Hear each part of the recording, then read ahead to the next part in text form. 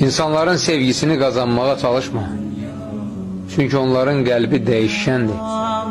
Bugün səni sevər, sabah isə sənə nifrət edə bilərlər. Sən çalış, insanların Rəbbi səni sevsin. Əgər o səni sevsə, insanlara da sevdirər.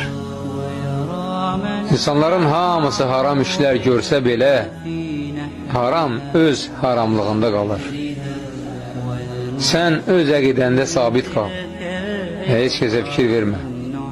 Çünki sən tək başına hesaba çəkiləcəksən.